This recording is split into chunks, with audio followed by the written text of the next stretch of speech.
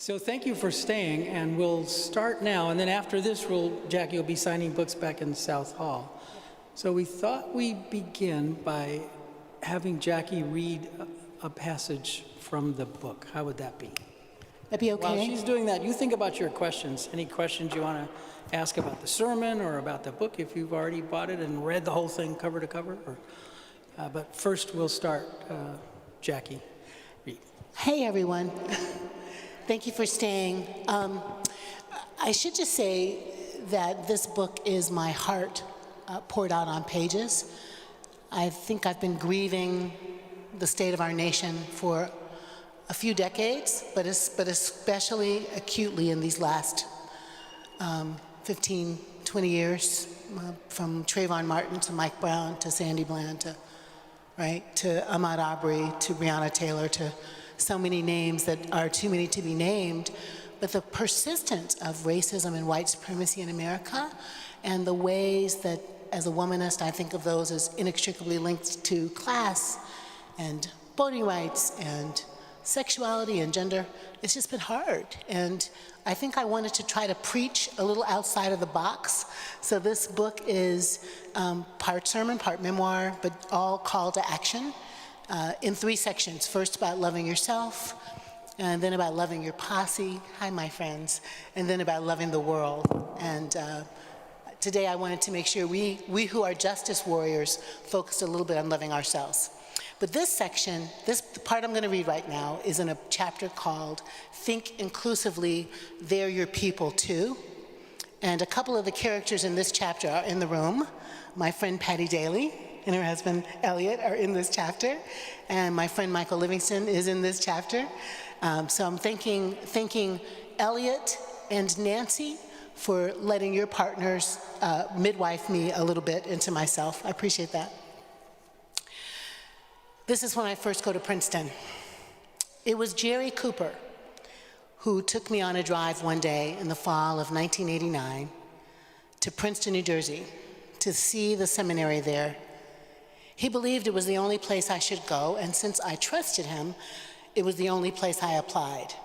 When we arrived, we met with Jerry's old friend, Geddes Hansen, a Princeton theological legend, and toured the campus. It was and is a stunning place. And I knew that the verdant fields, stately brick buildings, modern media center, white chapel on the edge of campus, spacious library, and quaint old-fashioned dormitories would feel like home to me. After the tour, Jerry took me to the chapel basement to meet with the campus pastor, Reverend Michael Livingston. Jerry planned to leave me there so I could privately say what was burning in my heart. I wanted to tell someone the truth. I was divorced, and I was frightened that I wasn't good enough to say yes to God, that I was already destined to fail. Michael is a warm, before I read this, he paid me to write this part. Michael is a warm, engaging Black man who is kind, intelligent, insightful, and funny as hell. That's true. He commands authority with his compassion and earns the right to tell you the truth straight to your face, because he listens deeply, not only to what you're saying, but also to what you mean to say. I felt the truth of this in his office that first day and poured out all of my business, help me Jesus, hardly taking a breath. I told him about my struggles with perfectionism, the way I felt that I always had to earn my place in any room. I shared my anger over my sexual abuse by a trusted family friend. And I shared how I felt unprotected by the adults in my life who didn't see and didn't know. We talked about my evangelical upbringing and my shifting theology. Most important, I confided in him that I didn't feel fit to serve God. I remember saying with tears in my eyes, there's no way I can live up to what I expect of myself, to what my parents expect of me, to what God expects of me. I'm divorced, and I can't believe I even applied to seminary. What was I thinking? Michael said, you are exactly who God is calling to ministry, Jacqui. Exactly who God will use to help people know God, find God. God is calling you because of who you are, not in spite of who you are. You and the people you serve will get whole together. It was the most revolutionary notion to me. I had come to believe that organized religion was in the business of picking and choosing. Some folks were in, some folks were out. There was a contract, tacit in some churches, explicit in others. In order to stay in, you had to keep the rules, pay your dues, and not ask any questions. If you broke the contract, you would expect that you would be put out, kicked out, left behind. This new idea of religion was something I had never heard of. I was loved exactly as I was. I was an inextricable part of love, not only me, but all people, no matter how they named God or if they named God at all. Once I was seen and encouraged to put down some of my stuff and say yes to the work of love, once I heard that what my whole body and spirit really knew mattered, I felt like Helen Keller when she learned how to read. I was eager, rushing, trying on new identities. I wasn't one to sit still, and not everything fit, but this is who I was and who I was becoming. I kept pushing forward out of my old theology. I learned to be more comfortable with my questions. I learned trying on new things.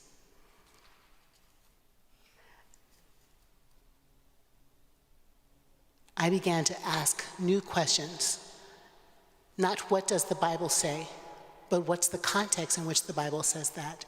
And does that make sense? And is that right? And does it square with love? And if it didn't pass the test of love, if the scripture meant leaving one of God's people behind, I was ready, as I had been urged to by Michael and Patty, to let that ish go.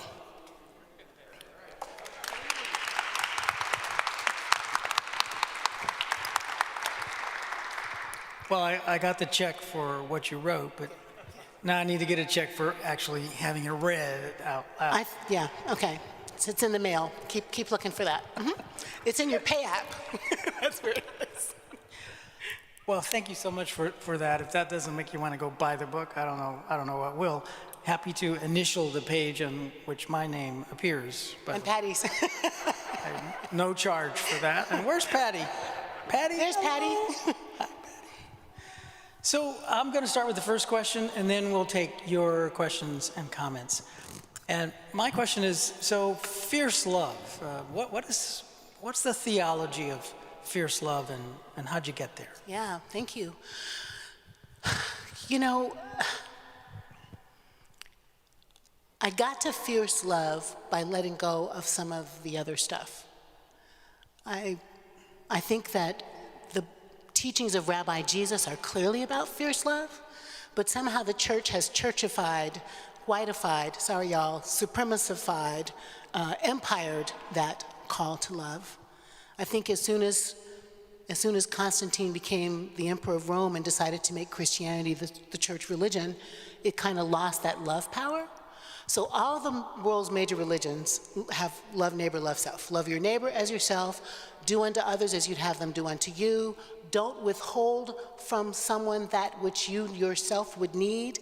One tradition simply says, don't break anyone's heart. That is fierce. If we would live our lives as though our actions, our decisions, where we shop, how we live our lives, the media we consume, where we send our children to school, where we decide to live, if we lived our lives as though we wouldn't break anybody else's heart, we would have a frickin' revolution, right? The daily movements in the world of don't break anyone's heart, that I think is fierce. And that's one thread that runs all the way through the book. And the other one is this idea of Ubuntu, which I found in a leadership book, y'all, not in South Africa at first. But the book was called The Fifth Principle, and it was a book encouraging secular people how to lead well. And this idea of Ubuntu, which is, I'll impress you with my Zulu, Umuntu, Ngubuntu, Ngabantu, which means a human is a human through other humans.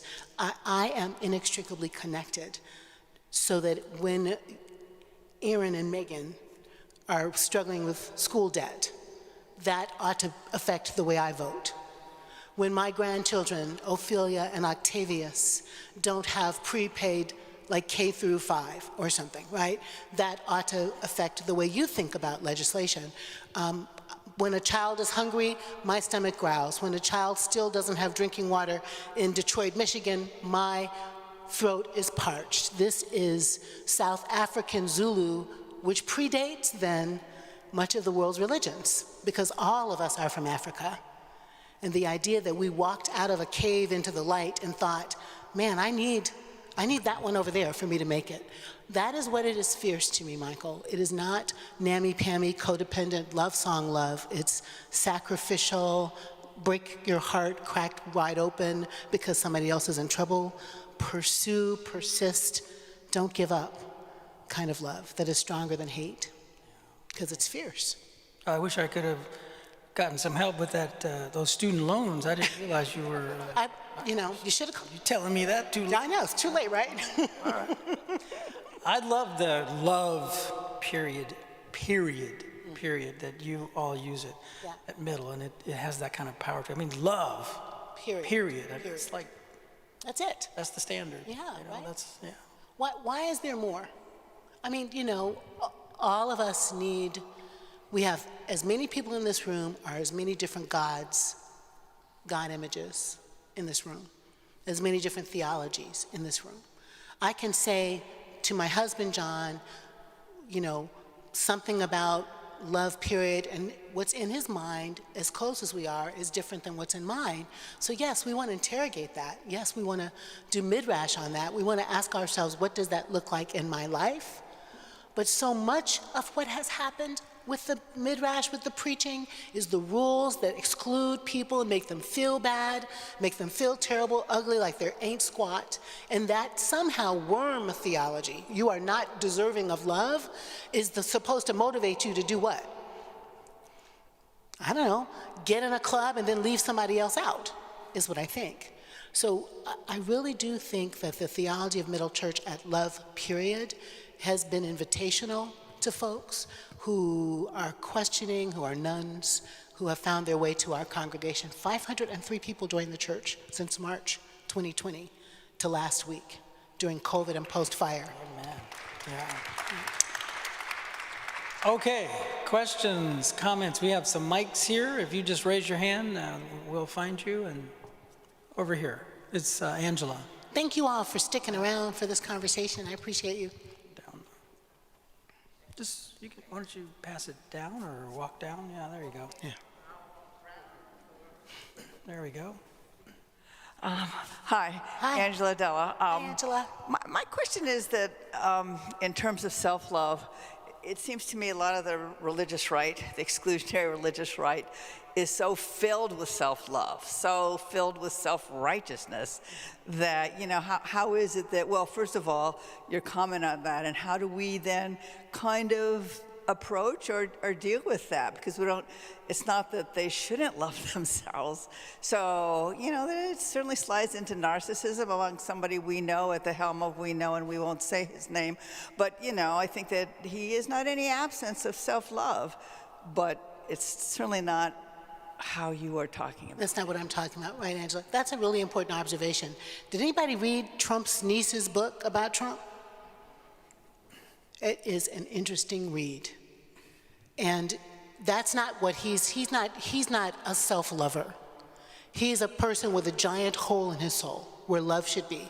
And that is narcissism, right? So we know what that looks like when someone's braggadocious or can't make any air for somebody else because they are usually the ones that are feeling the most self-conscious, the most unworthy, the most shame.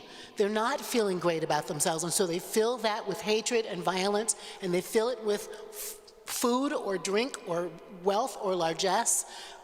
Trump is the prototypical narcissist who does not love himself, per his niece, the psychotherapist. So I think we're not talking about that. I think we are talking about a healthy self-regard The therapist would say when they're doing therapy, they have an unconditional regard for the person they're talking to. They might not like their behavior, right? They might not like their personality, but they have just a regard for their humanity. And I think that's the starting place, Angela. That's such a great question. I'm saying that person who, oh, I can't believe I'm going to say it, but I think I mean it. That person who had the flagpole jabbing people with it on January 6th is a human being. What I wish is that they had encountered some love on their way to that. If they had encountered that love that I'm talking about on the way to that, Dylan Roof on the way to that, maybe we'd have different outcomes. And I don't know that we can fix those people. I'm not that naive. But I think if we started today trying to raise children with a healthy self-love on the playground, in the preschool, our grandkids, what would it look like for us to raise up a mirror to them that says, you and all the other children all are shiny, fabulous, fantastic, amazing, as a starting place. So maybe in a generation, we'd be with less bigotry, less hatred, less violence, less BS is my theological word for bad stuff, just because we rewire a little bit. And even the most evil person in the world, I am a witness that people change. I have testimony about people in my own personal family getting kinder, gentler, softer, more vulnerable with love. So I just start small and regard their humanity. Someone else. And while you're raising your hand, Jacqui, say hi to the people online. What's up, my people online? Hi, thank you for staying. Do you have questions? Are you putting them in the chat? That's Howard. That's Howard. Howard's got to say All right, hi. Howard Sanders. Get ready. Put your seatbelt on. Put your seatbelt That's on. All right, Howard. Thank Okay, you so come much. Really great today, inspiring. I've been following you for some time, and I know that in your academic work and your practical work, you have experience with congregations that are white and black.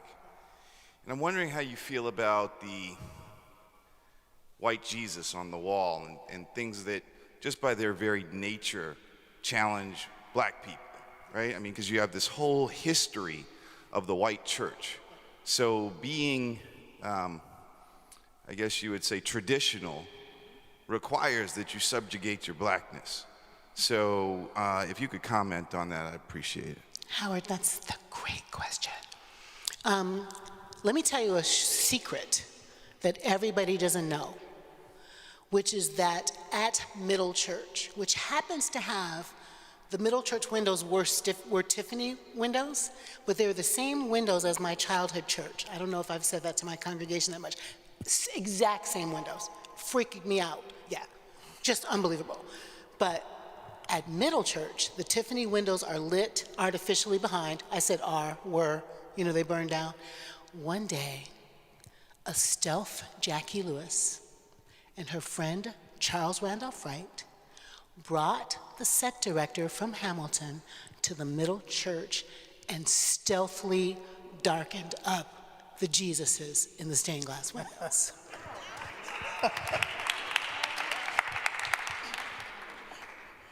That's what I'm talking about. That's what we did. And we made them shades of brown. So one of the Jesuses is super chocolatey like me. Some of them are caramel. And some of them were just a little lighter, like looking at a little Latinx or something. That's what I did, Howard, because I grew up with white Jesus on the wall, and he's not white, and that just feels crazy to me. I also grew up in the black church where if you hung a black Jesus on the wall, they thought you were being sacrilegious. So what you're talking about is the way we black people can internalize the white gaze and be up in here thinking that we are not shiny unless we got the white Jesus on top of us. I'm not that girl. I resist that. My congregation resists that. I resist that in my writing, in my teaching, in my preaching. Go to CBS 2019, A Bold New Love sermon online and hear me pick on the white, shiny Jesus on the Christmas cards. So I think what's been interesting at Middle Church is how my white and Latinx and Asian and indigenous people let this black, Afrocentric love all the people, lead them. I love it. My white people are woke, right? And we are all working, Howard, on dismantling that, right? We have to. And it is the black church, and it is the black church who also perpetrates that whiteness inside the religion. Thank you for that. My first year in seminary, Howard, and I were going back to a year in the early 70s. My first field ed assignment was at a Black Baptist church in Princeton, and I was joining there a very seasoned Bill Howard, Yes, Bill. a seminary student, and he had been raising questions with this congregation. They had a picture of a white Jesus, and they had a U.S. flag, an American flag. And he was saying, what are both of those things doing in the church where our allegiance is altogether otherwise? Yeah. But a wonderful question, and thank you for that answer. And just to say to the white people, come on, raise your hand, just white folks who don't know it, like read Coming Together. Read Coming Together by Curtis DeYoung, who's a white theologian who studied with Kane Hopefelder at Howard. So, I mean, it's not shocking news to white theologians either that Jesus was brown, Palestinian, Jewish, Afro-Semitic. In the back here, yes. Hello, thank you for letting me speak. My podcast deals with how we can begin to love our black men. Again, we're talking about loving Jesus, but our race was targeted with drugs. Our homes were devastated. The woman was put in charge, and she's in charge. It was all about woman power, but we still need to have our men. My problem is that with my podcast, I want us to understand that we have to elevate our men again. We can't shut them down and turn away. We need them. And it's all about, it's all about women. And I want us to be more mindful that we have sons that are coming up. We have uncles, we have nephews. We have to, you can't say just like, just don't throw them away. You have to have compassion. I know, I see them on the street, those who've been in jail. They're broken, they have no education. They have nowhere to stay, they're in shelters. They have drugs. All of this was done to us. We are not innately ignorant people. Right. We are amazing people. Yes, I agree. We have the only men in the, if you think about it, we're the only culture that what our poetry and music embraces the whole world. Amen. It doesn't exist I in agree. any other culture. So I just want us to change how we look at what was done to our, and remember, Yeah. and have compassion. I really appreciate that, my sister, and I want to say two things concretely into that, what you're saying. Maybe, I hope that, I hear you, I agree. I have 4 black brothers. That's a lot of men in my life that are black, and a black father, and black nephews, and black friends. And I think the way the nation has, the way this context, this container that is our nation, has treated black boys and black men is abysmal. That's just true. So yeah, it's just true. So yes, and I think there's all kinds of symptoms of that. Competition in their culture, little boys claiming territory, joining gangs. So I'm thinking about the movie Midnight. I just watched it again. Oh my God, just beautifully told story of black malehood, queer and straight black malehood, struggling to survive. So yes, that's right. And I think we have a lot of work to do around systems and structures. I think we need to be gentler with our boys and our families. I'm going to say that I think a lot of black families raise black boys to be angry and not even on purpose, right, love? Like just, how can you not be angry if someone's yelling at you and making you feel bad? So that's one. But also, I want to say that I'm always working for black men and women to have stronger partnerships. My friend Otis Moss III at Trinity, Matthew Michael Ray Matthews, William Barber. We have strong partnerships across the country. Michael's my friend still, I don't know why, but we are. But this idea of like partnerships where we can also work together on gender equality. Because one of the things, if we're honest, and we don't want to tell tales, but one of the things that happens with the sort of bashing of black malehood is hurt people do hurt people. So sometimes, like there was a famous preacher who wanted me to come work at his church. I won't say his initials, here in New York, but like you're never gonna preach though. Heck no, right? Hell no, I'm not coming to that. But there's a way in which, if we're not careful, we won't have the gender camaraderie, partnership, collaboration that I pray for. So yes, yes, yes, and also encouraging black men to keep seeking out their sisters and making partnerships of equality, not domination. Well, I love the way you keep broadening this. It's not Right. just black and white. It's not just black men. You know, you keep broadening. Yeah, it's gender, right? It's all the Yeah, things. it's all of that. Yeah. And so it made me think about it during the sermon when you were saying, raise your finger, raise your finger. Right. Raise your finger, raise your finger. Then you got to your hand. And I thought if you kept going, we weren't going to have any body parts Right, left. exactly. Just so much good. But that's what you Right. were doing. You were broadening this thing out because so many of us, all of us have Have had been damaged by, experiences. yes, Yeah. exactly, right? So you could say more about, but no, there's another question. Okay. Go ahead. Another question or comment. And then when I Thank you, Reverend Jacqui. You spoke, and I appreciate, you clarified that the kind of fierce love that you're talking and preaching and writing about is not a sentimental kind of love, Right. mushy. So that said, can you say a few words about how fierce love responds to conflict? Because I think, at least I forget sometimes, that loving fiercely does not mean the absence of conflict. Yeah. I think that loving fiercely will teach me how to resolve conflict with those that I disagree with. And I think we need to hear from you because Yes. there's a lot of conflict going on right Yeah, now. well, absolutely. I couldn't have paid you to ask that question better. I'm so grateful for that question. You know, is my dad watching? No. I tell some stories in this book about conflict. One of the chapters is Confront Boldly. And that is testimony. That I was raised by two parents. We lost our mom. But I was raised by two parents who would go at it. I don't think they thought they were teaching us about conflict. Sometimes I would pray that they would get divorced. I was like, damn, y'all, that's a lot.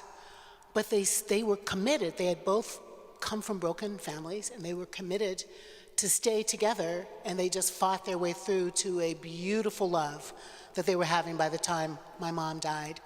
Now, that wasn't my journey, is to necessarily stay in a marriage that wasn't working and fight it through.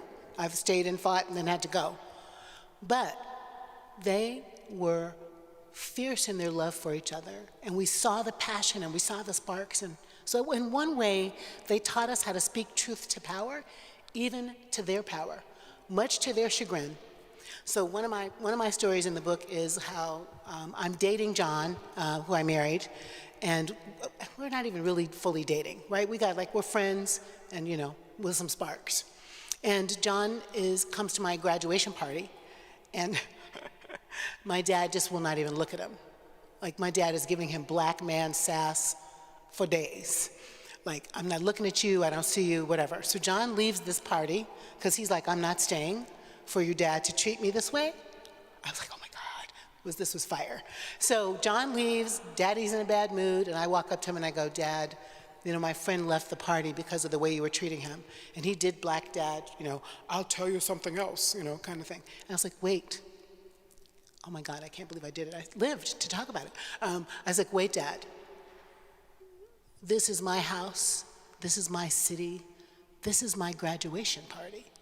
Who else got a PhD and their dad is being in a bad mood? What is this about? No. And to make that dialogue shorter, it's juicy.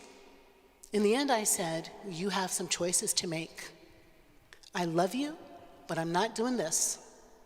So you let me know, because we're either going to fix this or I'll be doing your funeral, period. And I meant that with every fiber of my being. I did. I was like, I'm done. I've done it in some other ways, but I couldn't do it anymore. And listen, my dad, I was home 2 weeks ago for his 87th birthday. And when I got through doing a podcast, I came out to the kitchen to the table my father has set before me. Fried chicken, coleslaw, potato salad. He loves me fiercely. We're friends. He and John are friends. How's John? Tell him I love him every single time we talk. We would not have gotten there if I had not confronted him. Amen. Confrontation is part of love. We got to wrap it up, Michael. So no, that's not a wrap it up kind of thing. That's a middle knows John, but Riverside doesn't necessarily know John. That's John. White guy right there with the white hair. John's got a wave. Yeah. He's waving. Hi. He's a United Methodist, and I'm a Presbyterian. And there's two. So we're in a mixed marriage. Yeah. Okay. Two here, and I'm sorry, you gotta go. I'm going to pass And these look, cards back. Middle Jackie, people don't take Jackie, cards. Zenobia wants a book signed, so I'm gonna. She gotta go, but I'm gonna. Bring your book. No, well. Sign it. I'll get it for her. Okay, we'll give it, and I'll sign it for you. I promise. Good morning. Middle people don't take cards, because I'll give you cards later. Please don't take cards, middle people. Go ahead. Yes, my love. Good morning, Reverend. Hi. I'm Jeremiah. Hi, Jeremiah. Drake, Theater of the Oppressed, Riverside Church. I've always sort of teased Michael and said, you're a poet. Yeah. See Michael as a poet. Okay. Before I see him as a preacher. I've said it to you, too. I've said it several times. Listening to the way he puts words together. It's really powerful. And I see the same with you, too. And in my work as a person who does Theater of the Oppressed, I've worked with people, and I've seen how when they realize they are an artist, they're a creator, it changes them in a very profound way. Yeah. How has art changed you in your Great life? question. How has it Love that informed question. you Great and question. influenced you? How has it? I see fierce love as a statement that Maya Angelou might make. Yes. Fierce love, fierce love. Yeah. It's really powerful. So how has art informed Wonderful. your Thank you work? so much. Thank Oh you. man, I am so in love with Toni Morrison's words. I'm so in love with Alice Walker's words, with Women of Brewster Place. Like, I cut my teeth on Black women writing, Maya's poetry. I'm a movie freak. When I was in Princeton, Trenton as a person, if it was a Monday off, I was at the movie theater. I love film, I love cinema. I love paintings. So I do think, I don't mean to sound unhumble, but I do think of myself as an artist. I sing a little, I write a lot, and I can't draw my way out of a can of beans, but art fuels my soul. It's a prayer, is what I would say. Theater, and by the way, go see Trouble in Mind if you haven't seen it yet. That's beautiful. But thank you for that question. I have links for discounted tickets to Trouble in Mind. She called Charles Henderson Wright's name. He's a director, member of Middle. Yep. Another. Hi, love. Hi, how are you? I'm good. I know you very, very well. Yes. As you go to I go to your church. I am your pastor, yes. My name is Anthony Ellis. First of all, thank you. Thank you. My question is that I've been dealing a lot with a lot of conflict as well with some of my friends because also I've been going to the church since I was young. I went to a lot of these Christian organizations, which I'm not going to mention any names. And I also have a lot of friends that I've been with since forever. So now since after I left college, my views kind of changed a bit. Actually, have changed a lot. Yeah.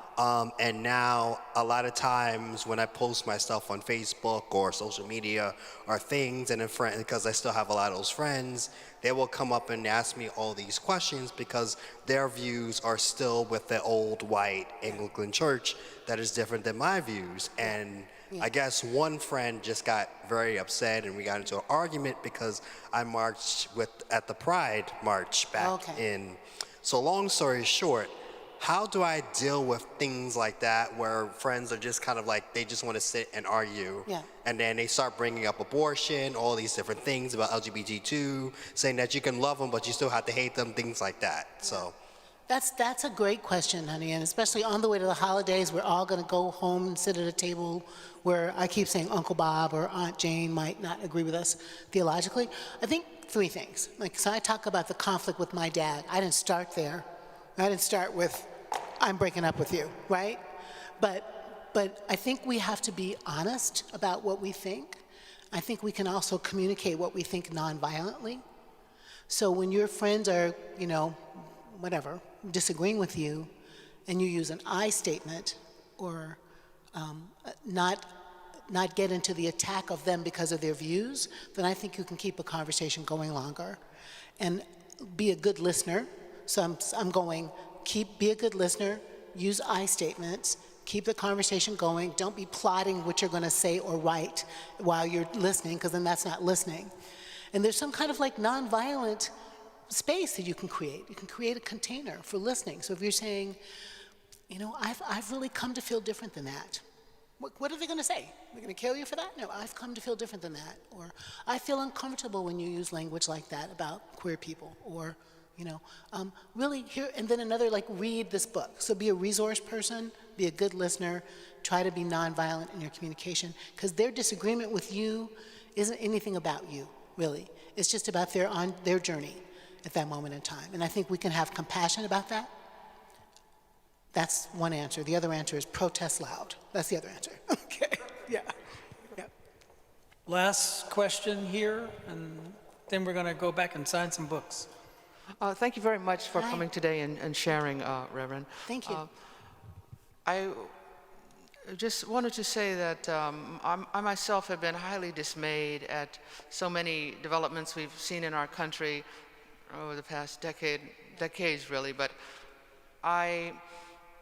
we're still in the midst of this public health crisis. The pandemic is not over, unfortunately, and there are still a lot of people who, to my way of thinking, are so far down the rabbit hole that they've joined a cult almost.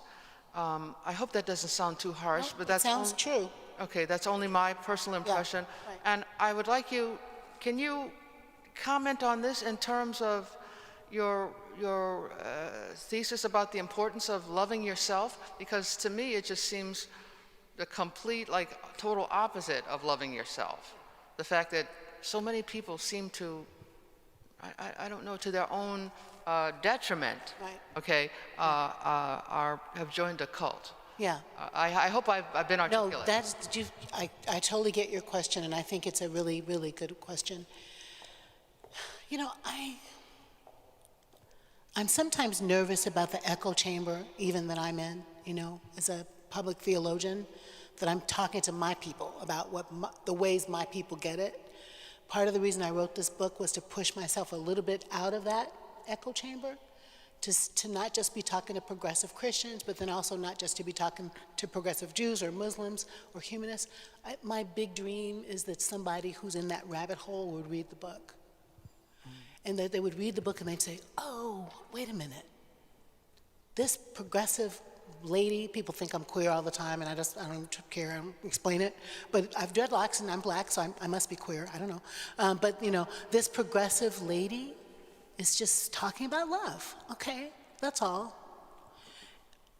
What would it take in my dream of dreams for some of the people in the cult that we're describing to come out of that cult and be rescued from that cult of whiteness, of supremacy, of bigotry, of anti-mask, anti-vax? What the hell, people? You're going to die. So we could say they're going to die, but I wish that they could live differently, because they'd find their way to love themselves. That is not a self-loving place to be. It is not. It is a broken place to be.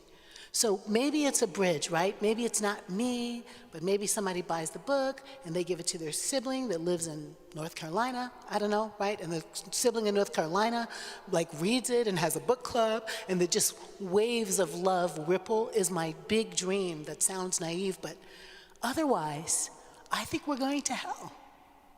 We're going to hell around planet. We're going to hell around voting rights. We're going to hell around queer still. We're regressing to just such potent bigotry. So I would say our prayer life can be active.